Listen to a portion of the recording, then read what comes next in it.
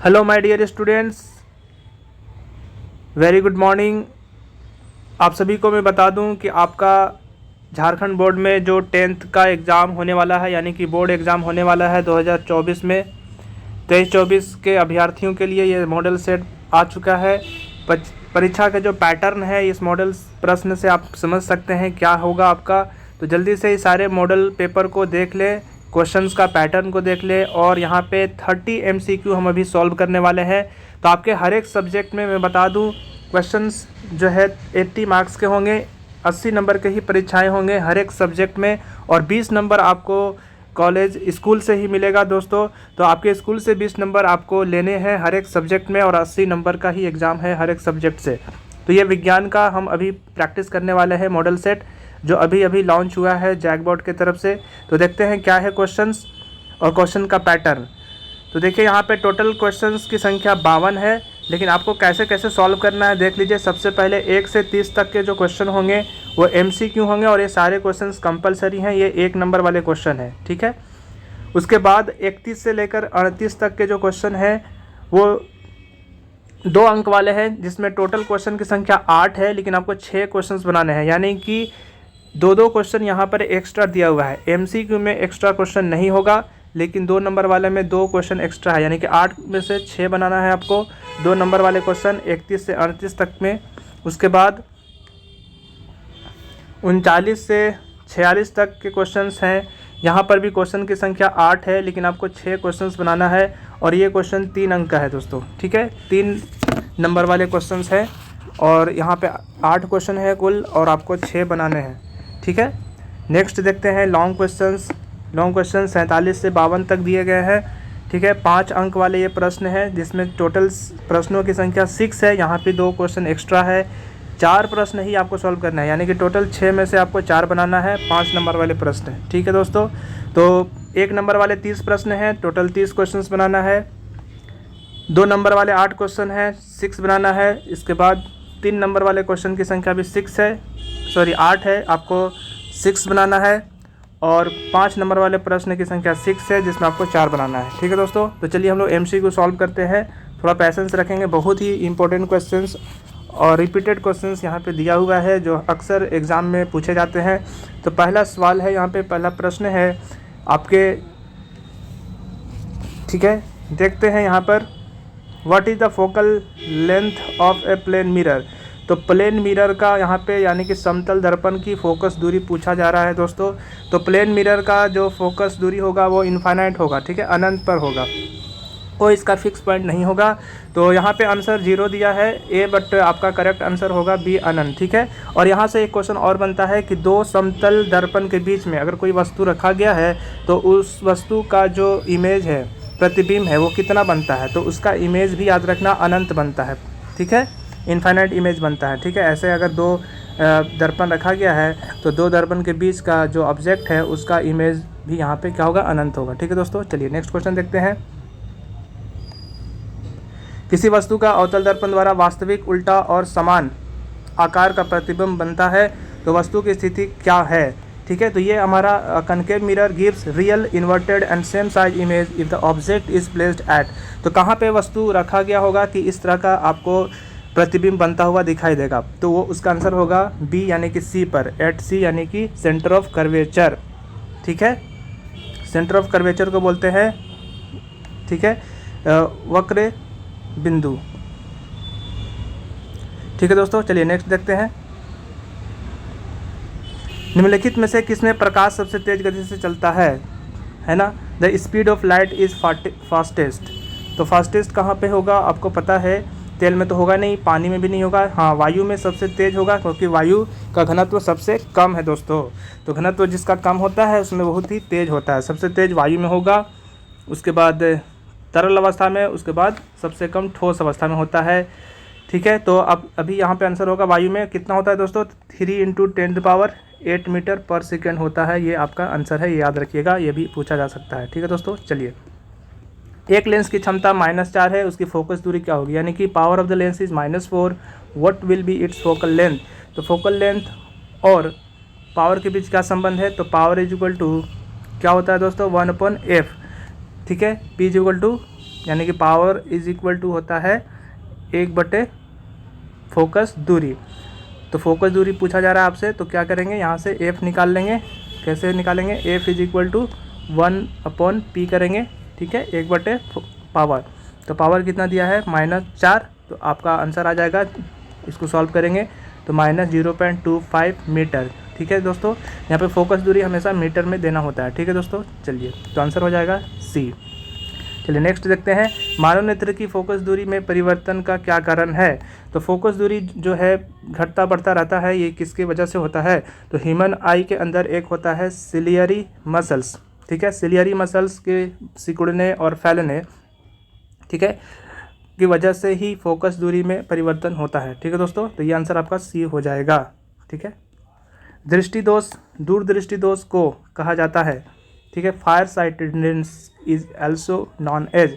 तो far sightedness का मतलब दूरदृष्टि होता है, तो इसको अच्छे से समझेंगे, यहाँ से क्वेश्चन जरूर आएगा।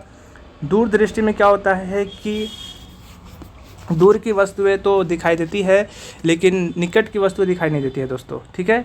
तो इस दृष्टि दोष को हम कहते हैं हाइपरमेट्रोपिया। क्या कहते हैं, हाइपरमेट्रोपिया, या फिर फायर साइटेडनेस भी कहते हैं इसी दोष को, ठीक है। उसके बाद एक होता है निकट दृष्टि दोष, उसे मायोपिया कहते हैं। तो मायोपिया से भी सवाल आ सकता है। तो निकट दृष्टि दोष में निकट की वस्तुएं तो दिखाई देती है लेकिन दूर की नहीं देती है, ठीक है दोस्तों। तो यहाँ पे इस प्रश्न के अनुसार तो आपका आंसर ए होगा। और अगर पूछेगा कि अगर इस दृष्टि दोष को ठीक करना है तो कौन सा लेंस इस्तेमाल करेंगे, तो इसके लिए लेंस याद रखना दोस्तों, कन्वेक्स लेंस होता है, कन्वेक्स लेंस, ठीक है। उत्तल लेंस से हम इस दृष्टि को दूर करते हैं, ठीक है, चश्मे में लगाते हैं। उसके बाद मायोपिया निकट दृष्टि के लिए, तो निकट दृष्टि के लिए हम लोग यूज़ करते हैं अवतल यानी कि कनकेव। तो ये भी याद रखना है आप सभी को, ठीक है दोस्तों। और प्रेस बायोपिया में हम लोग बाइफोकल लेंस इस्तेमाल करते हैं, ठीक है दोस्तों। चलिए नेक्स्ट देखते हैं, प्रतिरोध का मात्रक। प्रतिरोध बहुत ही इंपॉर्टेंट क्वेश्चन है, थोड़ा पेशेंस रखेंगे दोस्तों, हम अच्छे से सारे क्वेश्चंस को एक्सप्लेन करेंगे आसान भाषा में और कॉन्सेप्ट के साथ सारे ऑप्शंस को भी डील करेंगे, ठीक है। तो वोल्ट जो है आपका इलेक्ट्रिक पोटेंशियल का होता है, विद्युत विभव का होता है। और फैराडे जो है आवेश का बड़ा मात्रक है, 1 फैराडे बराबर 96,500 कूलम आवेश होता है लगभग। एम्पियर देखिए विद्युत धारा का होता है। और ओम जो है यहाँ पे आंसर हो जाएगा प्रतिरोध का, ठीक है दोस्तों। चलिए नेक्स्ट है, टंगस्टन का उपयोग निम्नलिखित में से किस में किया जाता है। तो टंगस्टन जो है जिसका गलनांक जो है सबसे ज़्यादा होता है लगभग 3500 डिग्री सेल्सियस, तो ये आपका बिजली के बल्ब में इस्तेमाल होता है, ठीक है दोस्तों। टंगस्टन जिसका संकेत W होता है, ठीक है, एक धातु है। चुंबकीय क्षेत्र रेखाएं निकलती है, चुंबकीय क्षेत्र रेखाएं मैग्नेटिक फील्ड लाइंस कहाँ से निकलती है। तो मैं बता दूँ, अगर ये मैग्नेट है, ठीक है, नॉर्थ पोल और साउथ पोल होता है मैग्नेट का, तो नॉर्थ से निकलता है और साउथ में जाता है, ये याद रखना है। नॉर्थ से निकल कर कहाँ जाता है दोस्तों, साउथ में जाता है, ये डायरेक्शन है मैग्नेटिक फील्ड लाइंस का। तो नॉर्थ से निकलेगा, कहाँ से निकलती है, नॉर्थ से, नॉर्थ पोल यानी कि उत्तरी ध्रुव से निकलेगा। और अगर पूछा जाएगा कि कहाँ पे आकर जमा होगा तो साउथ पे जमा होगा, ठीक है दोस्तों। नेक्स्ट, निम्नलिखित में से कौन सा हमारे लिए ऊर्जा का परम स्रोत है। ऊर्जा का परम स्रोत कौन सा होगा, अल्टीमेट सोर्स और नेचुरल सोर्स ऑफ जो लाइट है वो कौन सा है, यहाँ पे आप बताएंगे।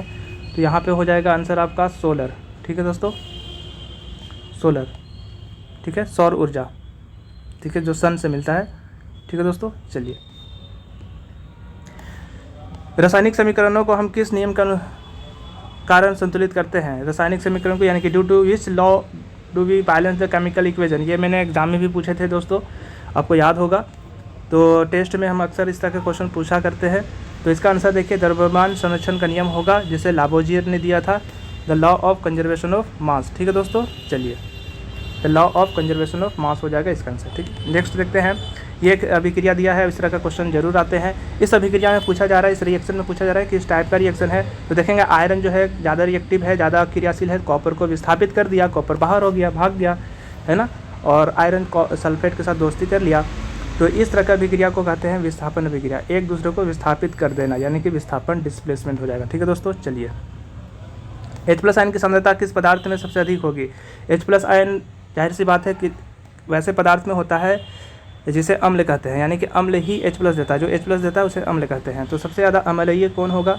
तो जठर रस होगा, नींबू रस होगा, शुद्ध जल होगा, या मिल्क ऑफ मैग्नीशिया होगा। तो ये तो क्षार है, शुद्ध जल उदासीन होगा, नींबू का रस अम्लीय है और जठर रस भी अम्लीय है, लेकिन दोनों में अम्लीय कौन होगा? जो ज़्यादा अम्लीय होगा वो ज़्यादा H+ देता है। तो जठर रस याद रखना ज़्यादा अम्लीय होगा, इसका लगभग 1.3 होता है, और नींबू रस का इससे ज़्यादा होता है pH मान। pH मान से भी हम पता करते हैं, जिसका pH मान जितना कम उसमें H+ आयन उतना ज़्यादा।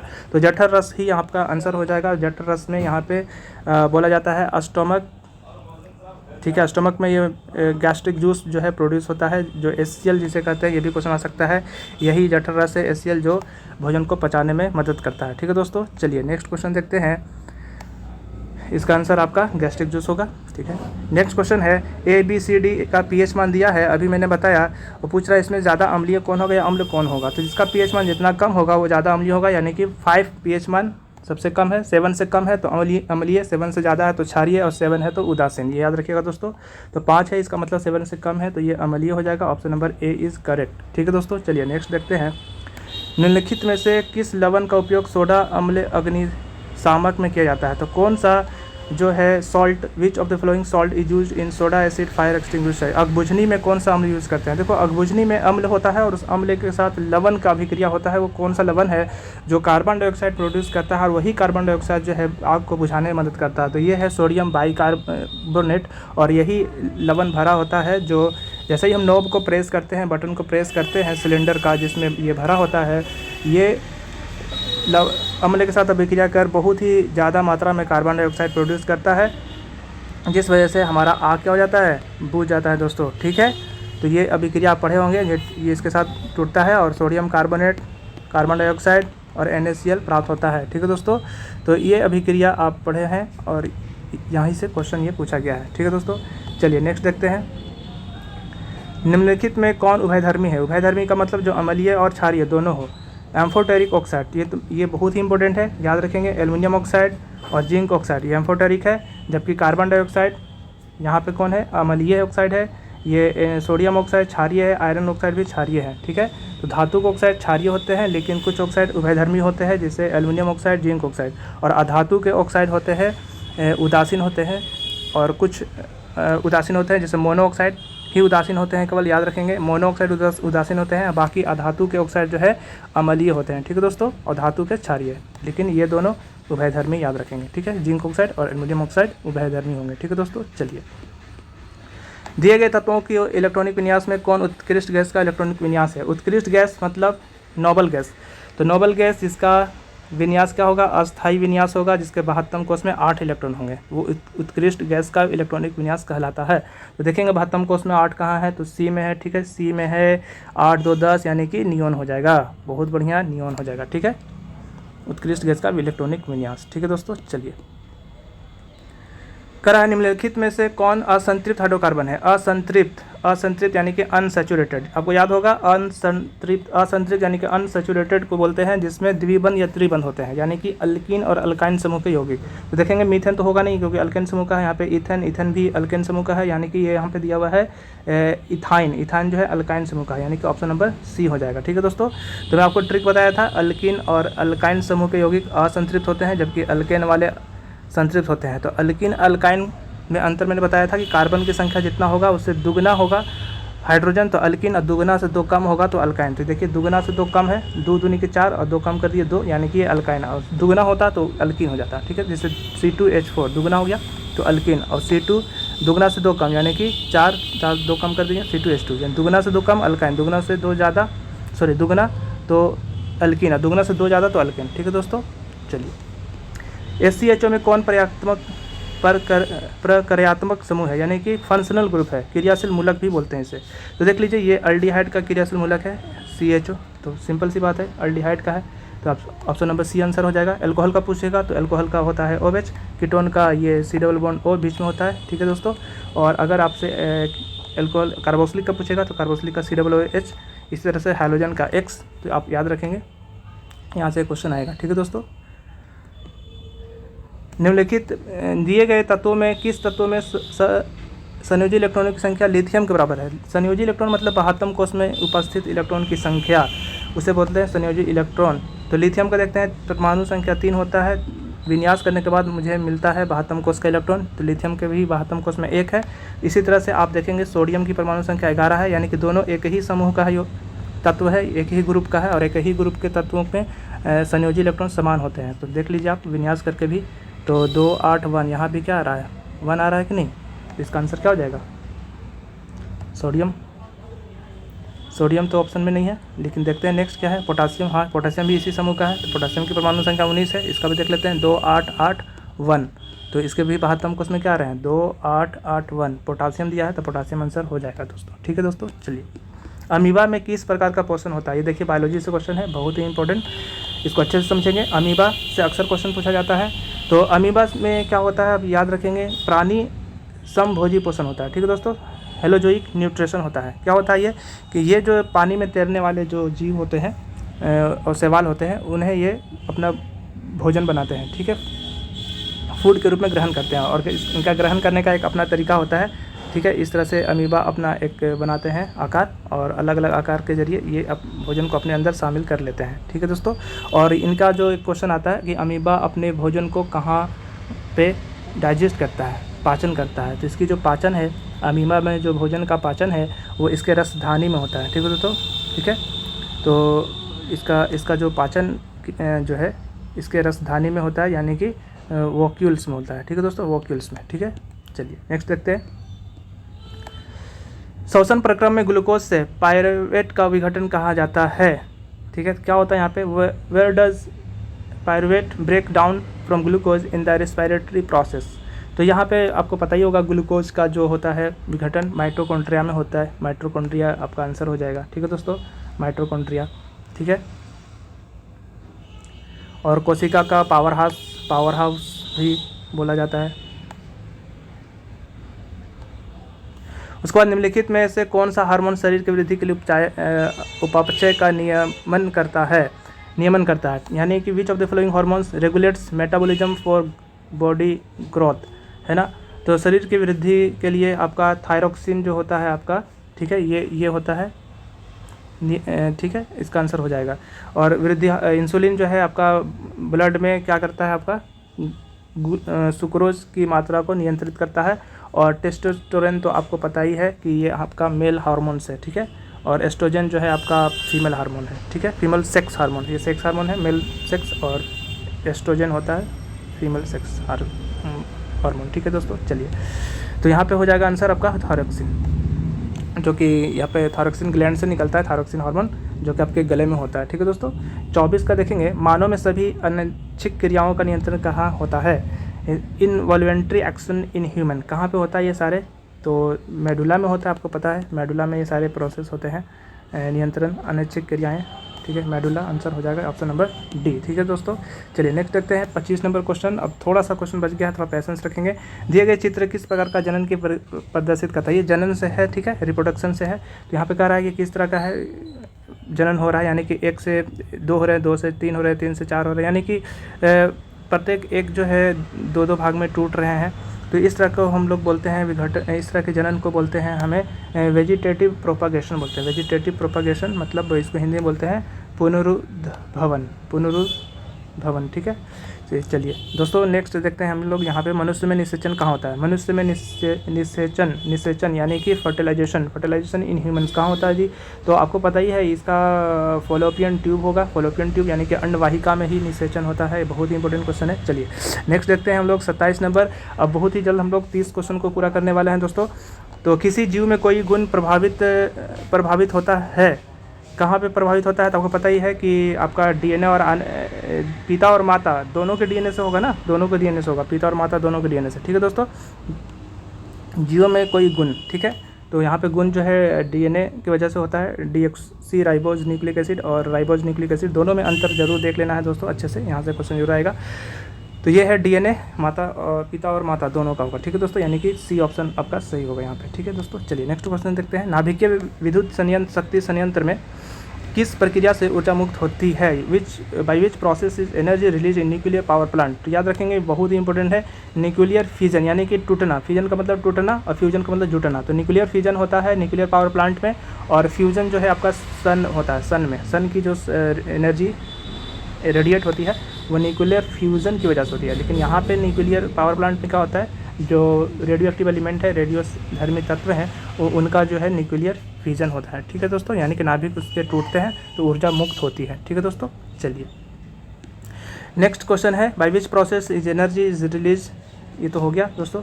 नेक्स्ट है यहाँ पे, हरे पौधे की पत्तियाँ प्राप्त होने वाले सौर ऊर्जा का कितना प्रतिशत भाग खाद्य ऊर्जा में परिवर्तित करने में खर्च करते हैं।